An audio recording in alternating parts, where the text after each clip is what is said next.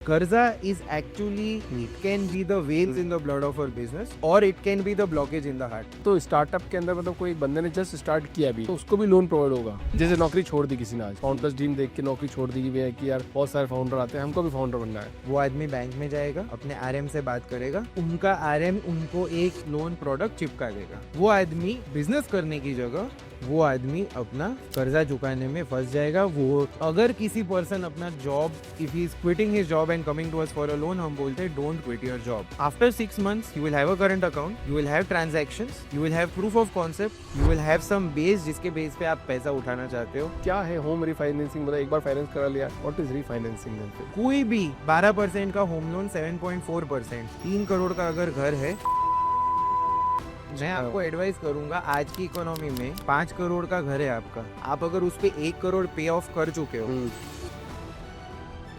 क्यों लगा के रखोगे घर में? मुझे भी नहीं बताती कि ऐसा अगर आप करोगे तो आपका लोन कम हो सकता है, ईएमआई कम हो सकती है। We have a e-खाता program in Bangalore. Probably this model is the UPI model for the world, I believe. Portal पे गए आप, टोकन डाला आपने कि ये मेरी प्रॉपर्टी है, स्टैम्प ड्यूटी भरा, आपने घर ट्रांसफर कर लिया। It is like owning a property in a demat account.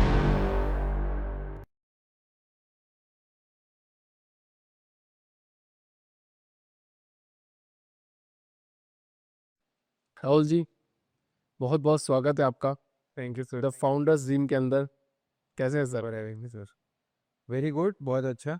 Bangalore is like a volcano, और ऐसा लगता है हर दिन ऐसा वोल्केनो के ऊपर बैठे, और कब फटेगा पता नहीं है। मेहनत करते, सुबह उठते। ऐसा क्यों लगता है पर?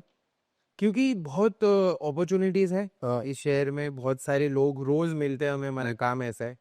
We meet lot of founders, creators like you, lot of people in the industry, lot of investors. Bangalore शहर ऐसा है, सो हमें अपॉर्चुनिटीज दिखती है। मतलब ऑनेस्टली बताऊं, सो नहीं पाते। That's how the day goes, full of energy, full of result oriented, action oriented काम करते हैं हम। तो राहुल जी, आप फाउंडर्स टीम के अंदर आए हो और फाउंडर्स को आप हेल्प करते हो, जी सर। और फाउंडर को एक ही चीज की आवश्यकता है, वो है पैसा। मनी। पैसा ही पैसा होगा। Yes sir. तो बताओ कैसे पैसे से हेल्प करते हो? क्या आप बैंक हो, क्या आप एनबीएफसी हो, या आप क्या हो? सर आपने मुन्ना भाई देखी होगी, हम्म। उसमें मैं सर्किट हूँ। कि आपको बॉडी चाहिए, मैं बॉडी लेके आऊंगा। आपको जो चाहिए, हाँ। आपको मम्मी पापा चाहिए तो कुछ टाइम के लिए मैं लेके आऊंगा। हाँ। आपके बिजनेस के अंदर एज अ एंटरप्रेन्योर पैसों की आवश्यकता नहीं होती, एक आउटकम की आवश्यकता होती है।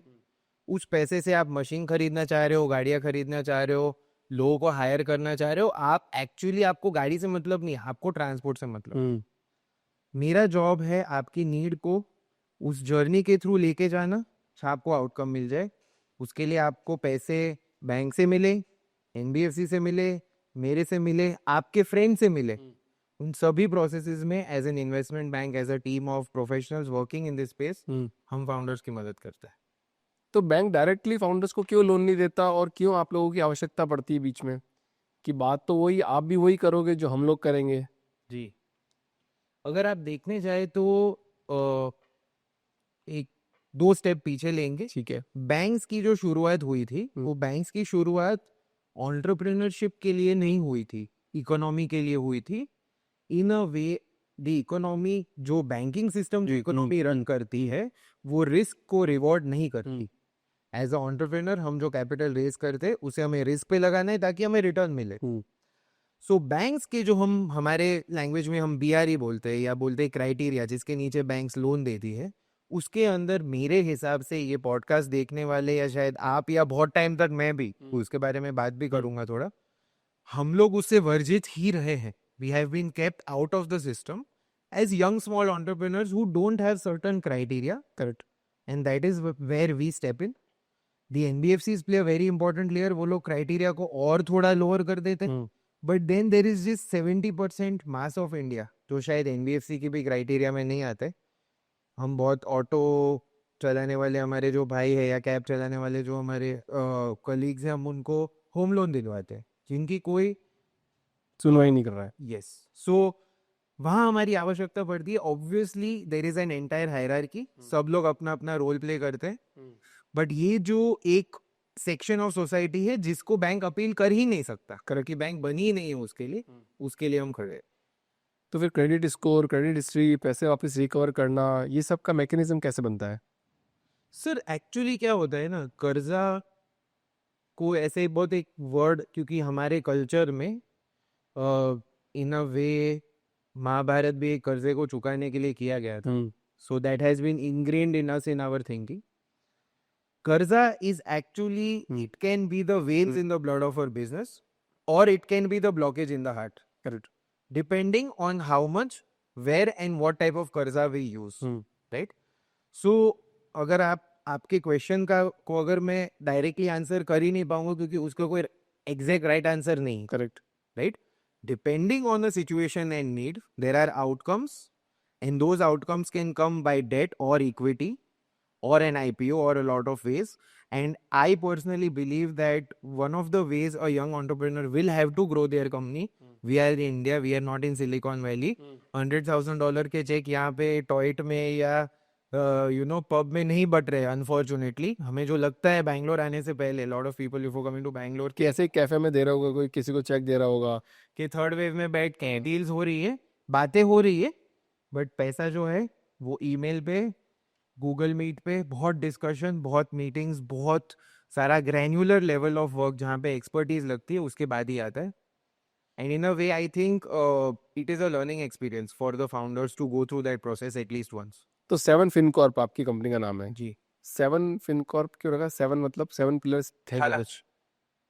Thala is number 7. I am a Dhoni Dhoni fan. I am born on 7th. I have like multiple throughout my life, multiple correlation with the number 7. So hence 7 FinCorp, because in a way we were trying to solve more than one thing. Correct. So there was a need for there to be plurality in the name. So hence we chose 7 FinCorp. तो founders में आपकी target audience कौन से founders है? So sir, we have multiple products. I won't go into the products per se, because I think the purpose of this podcast is to talk to these founders and try to explain to them. हाँ, but वही मैं उसमें उसको लेके जाऊंगा, but कौन से तरह की ऑडियंस आपको लोन दिलाते हो? जी, मैन्युफैक्चरिंग, कंटेंट, स्टार्टअप्स के अंदर B2B SaaS प्लेटफॉर्म्स और मार्केट प्लेसेस आज हम नहीं कर रहे. प्लेटफॉर्म्स और मार्केट प्लेसेस के लिए हमारे पास कुछ और सॉल्यूशंस है, but with in this space small manufacturing, retail loans, EV segment के अंदर हम स्पेशलाइज करते हैं. हमने ईवी में बहुत सारे आई थिंक ओवर 300 करोड़ का ट्रांजैक्शन हमने किया है. हम ईवी स्पेस के अंदर काफ़ी एक्टिव है. तो अगर आपको ईवी में अपना लॉजिस्टिक्स बिजनेस स्टार्ट करना है, अपना कैब बिजनेस स्टार्ट करना है, आप ऑलरेडी बिजनेस चला रहे, आपको एक्सपांड करें, उन सारे स्पेसेस में लीजिंग हो गया, व्हीकल फाइनेंस हो गया, वर्किंग कैपिटल हो गया, उन सारी जगह पे हम मदद करते हैं. वहाँ पे सबसे ज्यादा मदद. मतलब तो स्टार्टअप के अंदर, मतलब कोई एक बंदे ने जस्ट स्टार्ट किया अभी, तो उसको भी लोन प्रोवाइड होगा? देखिए सर, एक्चुअली जैसे नौकरी छोड़ दी किसी ने, आज फाउंडर्स ड्रीम देख के नौकरी छोड़ दी कि कि यार बहुत सारे फाउंडर आते हैं, हमको भी फाउंडर बनना है, और राहुल जी भी आए थे, वो लोन दिलाते हैं जी. तो कल को किसी ने नौकरी छोड़ दी यहाँ देख के जी. और वो राहुल जी के पास आ गया जी. तो क्या होगा उसका? सर उसका लोन जो है, और मैं आपको एक ऑनेस्ट चीज़ बताने वाला हूँ, वो आदमी बैंक में जाएगा, अपने आरएम से बात करेगा, उनका आरएम उनको एक सब पार प्रोडक्ट, क्रेडिट लोन प्रोडक्ट चिपका देगा. वो आदमी बिजनेस करने की जगह वो आदमी अपना कर्जा चुकाने में फंस जाएगा. वो 6 महीने बाद काम छोड़ के नौकरी पे लगने वाला है. कोई आदमी हमारे पास आते हैं, हमारे डेडिकेटेड एंटरप्रेन्योरशिप सेक्शन फनल है, हम लोग एंटरप्रेन्योरशिप के अंदर स्टार्टिंग और बिजनेस को बहुत फोकस करते हैं. और अगर किसी पर्सन अपना job, if he is quitting his job and coming to us for a loan, हम बोलते हैं don't quit your job, save up money, make sure you have 6 months money in the bank, make sure your wife or partner or parent who is dependent on you monetarily is on board that this is going to be a 6-month risk, it may or may not work. Correct. After 6 months come to, because after 6 months you will have a current account, you will have transactions, you will have proof of concept, you will have some base जिसके base पे आप पैसा उठाना चाहते हो. At that point we can help someone with a small idea raise 5 lakhs or someone with a large idea raise 50 crores.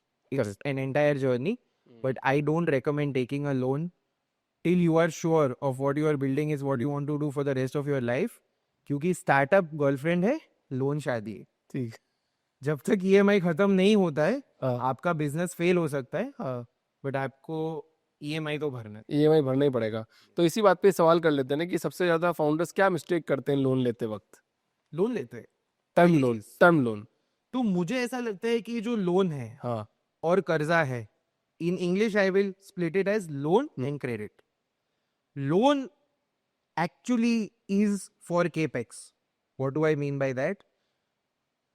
एक zoom out करेंगे, economics पे जाएंगे। अगर हम कुछ भी बिजनेस स्टार्ट करें, दो मेजर एक्सपेंडिचर है, केपेक्स और opex. Capex is the fixed investment that goes into my company, and every unit of production, मतलब every podcast you make, every trophy that is made, every share that is shipped, right, there is a need for the operating expenditure, which is some cost of raw materials, some raw materials that has gone in, and there is a portion of capex, एक portion है, tiny portion of your fixed investment, जो हर कुर्सी के सामने आपको adjust कर। आपको अगर टर्म लोन लेना है, आप टर्म लोन लेंगे for capex. Let's talk about opex. Let's say you are starting a company.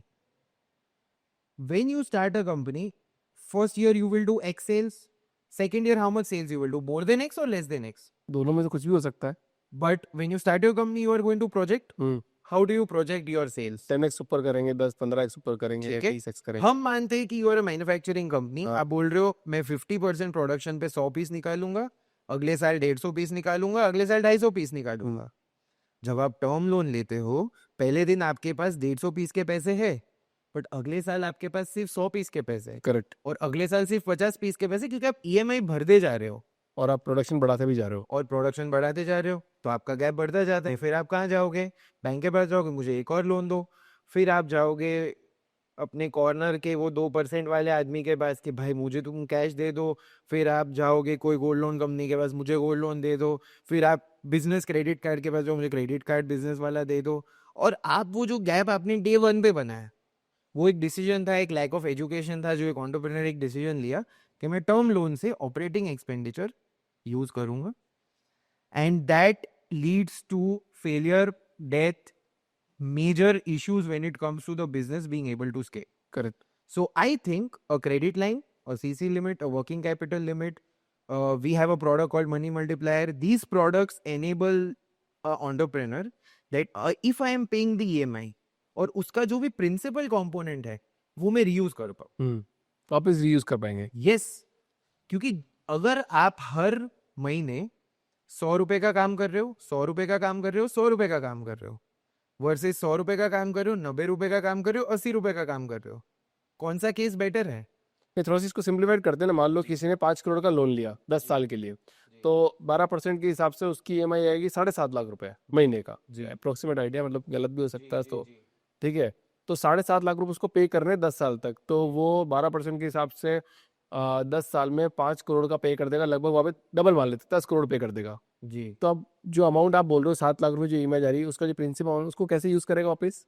मेरा क्वेश्चन ये है कि अब मेरे मॉडल में भी वो 5 करोड़ ही स्पेंड करता है, हाँ। बट मेरा मॉडल ये है कि आप 5 करोड़ हर महीने मुझे रीपे करते हो, क्योंकि आपने रॉ मटेरियल बाई किया है, आपको रॉ मटेरियल से प्रोडक्शन निकाल रहे हो, आपको उसका पेमेंट आया है, उससे आप 5 करोड़ रीपे करते हो, और आप 50 साल तक 5 करोड़ यूज करो।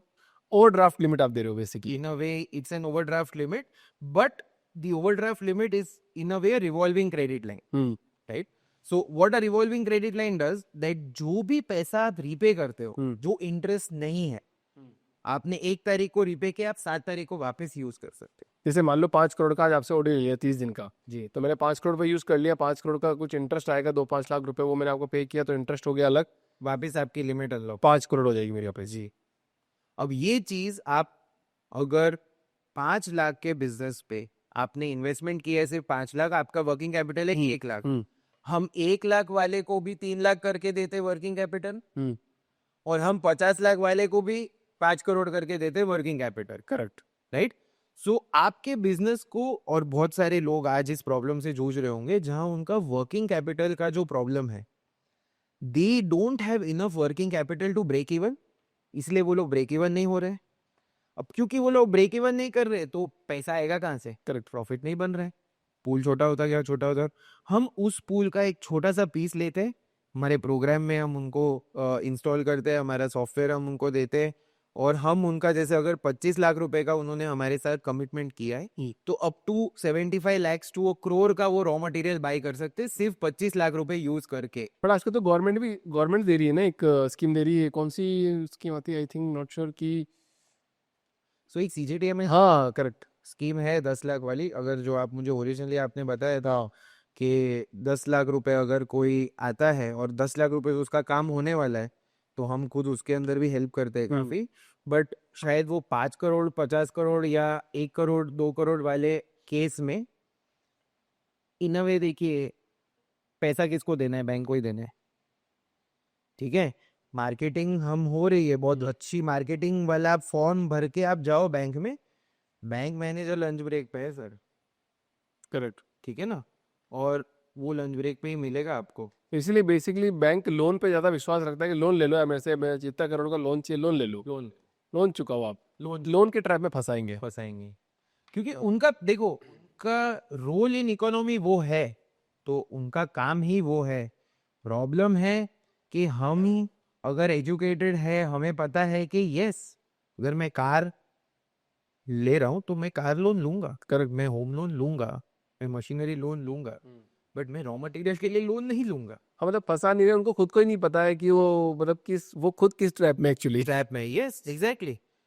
मैनेजर जो है उनको पता है कि 2 साल में मेरा तो ट्रांसफर ही होना है, तो उनको भी पता है कोई अकाउंटेबिलिटी लॉन्ग टर्म नहीं है, और कहीं ना कहीं उस चक्कर में एंटरप्रेन्योर को गाइड करना या उसको सॉल्यूशन देना वो उनका काम नहीं है। करेक्ट। उनको एक प्री पैकेज मस्त प्रीमियम लुकिंग पैकेजिंग वाला एक चिप्स का पैकेट दे दिया, नहीं 10 रुपए में आपको देना है, आगे खत्म, उनके हाथ में बस है कि आपको समझाना कि ये पैकेट खरीद लो आप।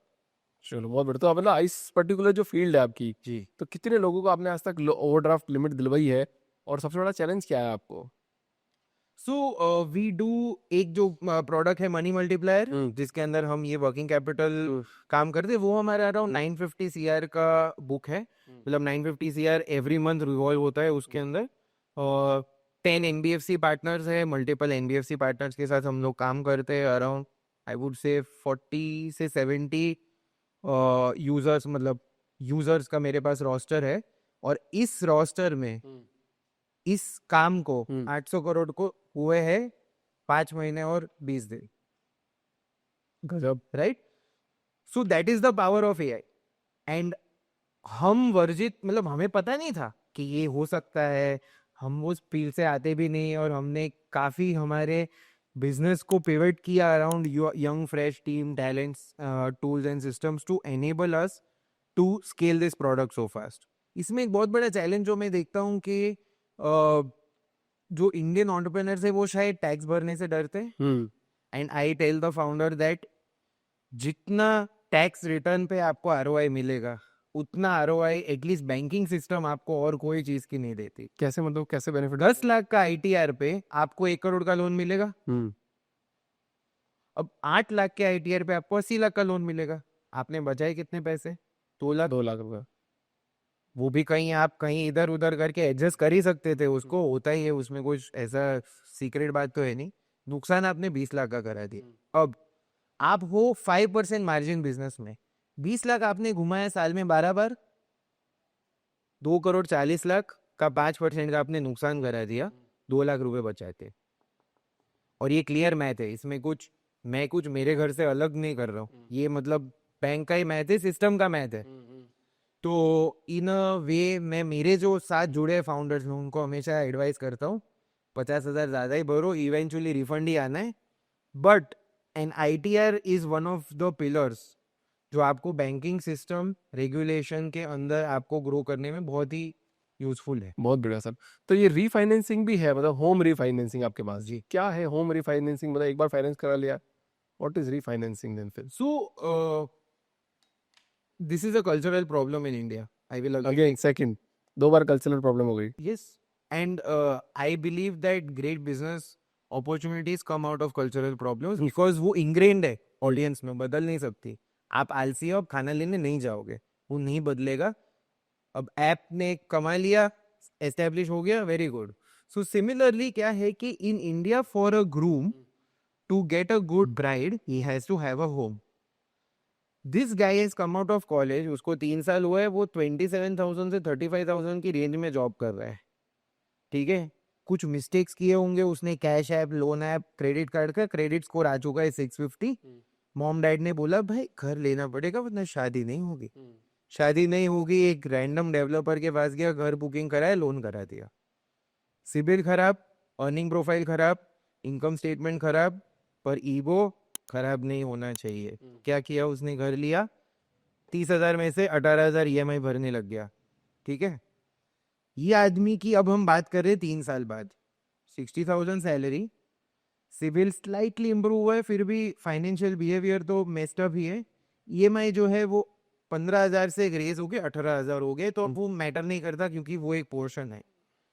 बट मान लो 20,000 is 33% of his current 60,000 salary. मैं लोगों को बोलता हूं कि आप 25 तारीख को 25, आपने नोटिस किया होगा, ये मीम भी देखे होंगे काफी, कि 25 तारीख को सब बटवा और बैलेंस चेक करने लगते. क्यों करने लगते हैं? जो पहले मंथ में आपने गलती की है ना, 5 तारीख को जो EMI कट रही है, वहां पे ही आपने 5-6 हजार एक्स्ट्रा दिया है. करेक्ट. इकोनॉमी आपको अलाउ नहीं करती है आपको बियॉन्ड योर मीन्स जीने के लिए एक्चुअली. तो आप रिस्ट्रिक्टेड ही हो, आप कर्जे में आज इसीलिए हो क्योंकि आपने वो एक्स्ट्रा एफर्ट नहीं लिया कि मैं मेरी होम लोन EMI कम कैसे कर सकता हूँ. Correct. Coming back to my point, lot of people who got their home loan early in life, got a home loan from private financer और NBFC, उनकी इंटरेस्ट रेट्स हाई है. आज market एक अलग डायनामिक्स पे काम कर रहा है. 7.4% से होम लोन, हम कोई भी 12% का होम लोन 7.4%, 3 करोड़ का अगर घर है तो पर मंथ 15,000 की EMI सेविंग कम कर जाएगी. 15,000 पर मंथ में. अगर आपकी सैलरी 75,000 है, आप 15,000 एक्स्ट्रा अगर आपके पास बच गया, आप क्या क्या करोगे उसका? बट ऐसा अलाउ कैसे अलाउ होगा, मतलब क्यों अलाउ नहीं होगा? रूल है. मतलब जैसे MOD चार्जेस और ये दूसरे दूसरे चार्जेस भी तो पे करने एक पड़ते हैं साल के extra. बाद अलाउड नहीं है चार्जर लेवी करना एक होम ओनर से. अच्छा, एक बार ही ले सकते हैं. 1 साल के बाद अगर आपने लोन ले लिया है, उसके 12 मंथ्स तक अगर आप क्लोज कराते हैं वो लोन, उस केस में आपसे वो चार्जेस लिए जा सकते हैं. बट अगर 1 साल के बाद आप क्लोज कराते हैं तो अलाउड ही नहीं है चार्ज में. अगर आपसे वो चार्ज लिया जा रहा है, RBI की ओम्बुड्समैन के गूगल कीजिए, वहां पे एक ईमेल ID आएगा, उस पर मेल कीजिए, आपको ब्रांच मैनेजर फोन करके सॉरी बोलेगा और रिफंड करेगा. अलाउड ही नहीं है 1 साल के बाद चार्जेस लेना. तो कितनी बार ऐसे आप रीफाइनेंसिंग करा सकते हो, मतलब हर दूसरे साल में किसी का लोन और कम, किसी का चार्जेस और कम हो गए तो तीसरी बार भी जा सकते हैं, चौथी बार भी जा सकते हैं. चाहते ही ये लोग करते हैं ऐसा? जाना ही चाहिए. मैं आपको एडवाइस करूंगा, आज की इकोनॉमी में 5 करोड़ का घर है आपका, आप अगर उस पे 1 करोड़ पे ऑफ कर चुके हो, तो आप अगर वो 1 करोड़ में से 80 लाख रुपए 15% पे लगा के छोड़ो एक बार म्यूचुअल फंड में, क्यों लगा के रखोगे घर में? मतलब ये बात लोगों को पता नहीं है, एक्चुअली मुझे भी नहीं पता थी कि ऐसा अगर आप करोगे तो आपका लोन कम हो सकता है, EMI कम हो सकती है. ये टेक्नोलॉजी और AI के थ्रू आज हम यहाँ बैठ के रिमोटली किसी पर्सन के लिए ये काम करा सकते हैं. In the real world before let's say 8 months ago ये चीज शायद पॉसिबल नहीं थी, क्योंकि इतना डेटा प्रोसेस करना है, आपकी पूरी file in a way reprocess करनी है, आपका इवैल्यूएशन समझना है, valuation of your current valuation भी तो बड़ी होगी, बड़ी होगी. हाँ. तो आपको ज्यादा पैसा मिलेगा. वो पैसे से आप और भी कुछ कर सकते हो, रेनोवेशन कर सकते हो, कुछ भी कर सकते हो, पैसा आपके बैंक अकाउंट में पड़ा रहेगा, राइट? तो वो सारी ही चीजों को करने के लिए आज AI हमें अलाउ करता है कि आप शायद चौथे या 5वें दिन ये प्रोसेस कर लो. ये काम हमेशा से होता था, इसमें कुछ नया नहीं है, बट ये पेपर और आलस के पीछे एक लेयर बना के इसको छुपा दिया गया है. बट बैंकों की रेट तो सेम ही होती होगी ना सर? मैं आपको जैसे मान लो वो 10 बैंक है तो बिल्कुल स्लाइटली 0.0 ऊपर नीचे होती होगी. इसीलिए आपको 12 महीने लॉकिंग करते हैं वो, हाँ. क्योंकि मैक्रो फैक्टर हटाना चाह रहे हैं वो. मैं एक एग्जांपल ले रहा हूँ, कोविड के टाइम पे बूम हुआ था स्टॉक मार्केट बूम हुआ, रियल एस्टेट भी बूम हुआ. कमिलियाज में जा रहे 300-400 के घर करोड़ के, तो अगर कमिलियाज में 400 करोड़ हुआ तो बगल में सेक्टर 14 के रोड पे भी वो 5 करोड़ का घर 7 करोड़ का हो गया. हाँ. ठीक है, अब कोविड चल रहा है, कोई लोन नहीं ले रहा है, उन्होंने क्राइटेरिया भी ड्रॉप की, इंटरेस्ट रेट्स बढ़ा दिए. आपको याद हो तो तब से इंटरेस्ट रेट कम होना स्टार्ट हुआ. That time interest rate were at there peak. Why? जब आपने अगर उस टाइम पे घर लिया और आज आप अगर उसको रिफाइनेंस कराते तो आपको इकोनॉमी का बेनिफिट मिलता है. करेक्ट. राइट. तो मतलब आप दो चीज में हो, मतलब एक तो एंटरप्रेन्योर की भी हेल्प कर रहे हो और किसी को घर में रीफाइनेंसिंग कराना हो तो उसको भी हेल्प कर रहे हो एक तरह से देखा जाए तो. हम एक्चुअली हमारा एक इन्वेस्टमेंट बैंकिंग प्रैक्टिस है फुल फ्लेज. तो काफ़ी सारे लार्ज जैसे टैक्सी ऑपरेटर है, फूड डिलीवरी ऑपरेटर्स है, हमको जीरो डाउन पेमेंट पे like 50 crore, 80 crore, 100 crore type of transactions, जहाँ पे हम डिलीवरी पार्टनर्स को या ड्राइवर्स को जीरो डाउन पेमेंट पे परमिट करते हैं चीज़ें बाई करना. वो करते, होम लोन रिफाइनेंसिंग करते और बिजनेस क्रेडिट करते हैं. चलो राहुल जी यार, आप तो बहुत शानदार काम कर रहे हो वैसे तो. बट जैसे एआई है, तो एआई का अडॉप्शन आपने फुल फ्लेजेडली ले लिया इसमें, और कैसे हेल्प कर रहा है आपको एआई? जी sir, I think AI as a finance fintech NBFC company 3 pieces में AI लगता है.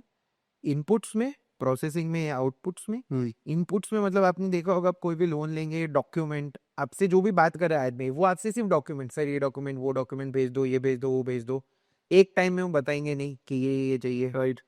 ये मतलब एक जेन्युइन प्रॉब्लम है. करेक्ट. वहां पे हम चैट के थ्रू कि सर आपका ये आ गया, ये पेंडिंग है, या आप मुझे जिप फाइल भेज दो, मैं उसमें सब चेक कर लूंगा. जो नहीं होगा मैं आपको सिर्फ वो बताऊंगा कि ये नहीं है. बेसिक सी चीज है. तो हमारे वहाँ पे AI टूल से हम 40-50% तो कलेक्शन ऑफ डॉक्यूमेंट्स ऑटोमेट कर जो. काफी लोगों को अपस्किल करना पड़ा है उस जर्नी में. बट उस अपस्किलिंग की जर्नी में प्रोडक्टिविटी, एक आदमी पहले अगर 10 लोगों के डॉक्यूमेंट कलेक्ट कर पाता था, अब 20-25 डॉक्यूमेंट्स भी हैंडल कर सकते हैं with the help of AI. Correct. In processing हम लोग क्या करते हैं कि जैसे बहुत सारी कंपनीज का जीएसटी और बैंक स्टेटमेंट में दिखता, समझ नहीं आ रहा है कि रेवेन्यू कहीं ज्यादा है कहीं कम. करेक्ट. क्योंकि जीएसटी आप नेक्स्ट मंथ बुक करते हो, कभी डिफर्ड पेमेंट्स होता है. सो हम एक्चुअल रेवेन्यू बेस्ड अंडरराइटिंग करने में एनबीएफसीज की मदद करते हुए ऑलरेडी है 15 एनबीएफसीज जिनके साथ हम काम कर रहे हैं, जहां हम रेवेन्यू बेस्ड अंडरराइटिंग करते हैं बिजनेस लोन्स के लिए. So that is the processing part of AI. मेरे हिसाब से most impact will come from processing of AI, like using AI to process data to give better loans. Right?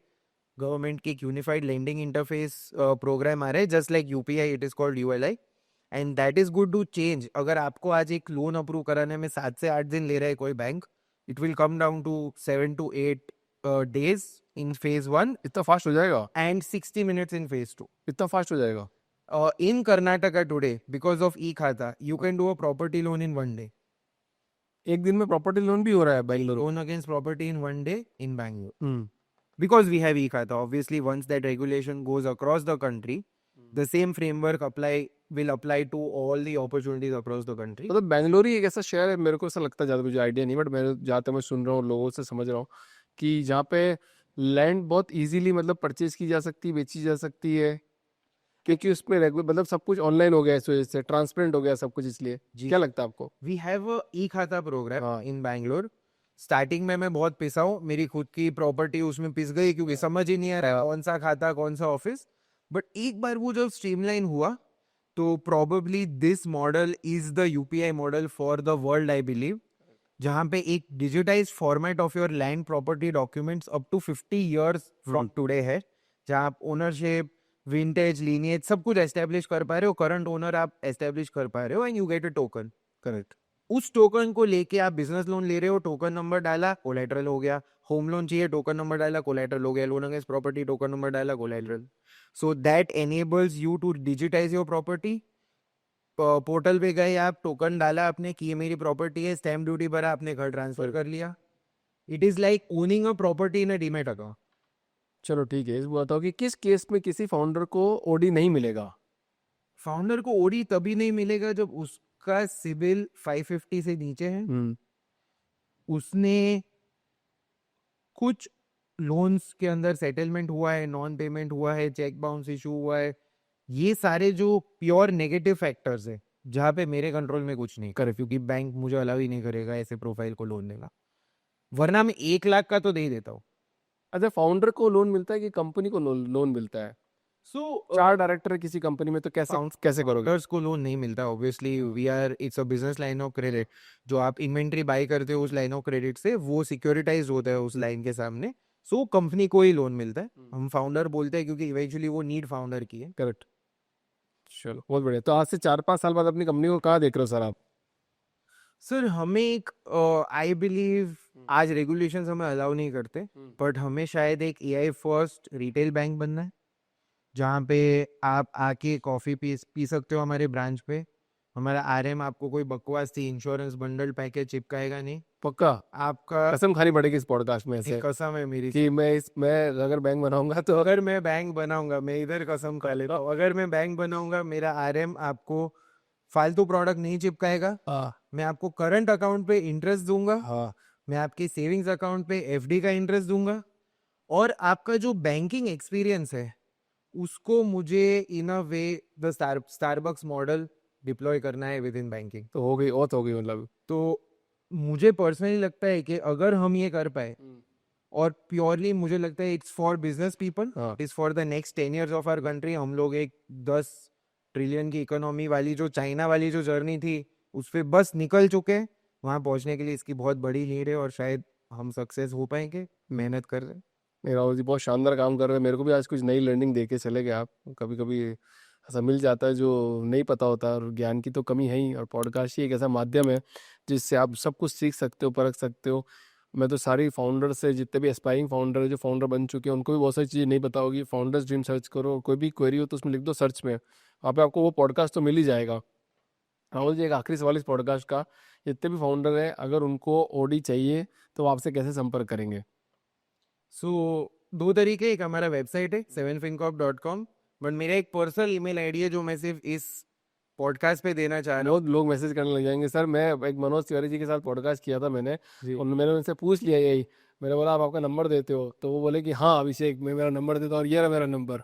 और वो reel इतनी वायरल हो गई, और इतनी वायरल हो गई कि उनको लाखों लोगों ने मैसेज करना चालू कर दिया। वो मैं सेकंड टाइम उनसे मिलने गया, बोला अभिषेक जी इतने लोगों का मैसेज आ रहा है देखो। नहीं, हमारी टीम में वो इसको मॉनिटर, बट वो खुद पर्सनली चैट हैंडल करते हैं। वो आप मेरे वो जाओगे तो फोन मैसेज करोगे और बोलोगे कि अभिषेक ने। मैं फोन नंबर का रिस्क नहीं लेता हूँ। मेरा ईमेल आईडी है फाउंडर्स फर्स्ट ऑलवेज, जो मेरे लाइफ का मोटो है। फाउंडर्स को हम हमेशा पहले रखेंगे। My email is foundersfirstalways@gmail.com। बहुत बढ़िया।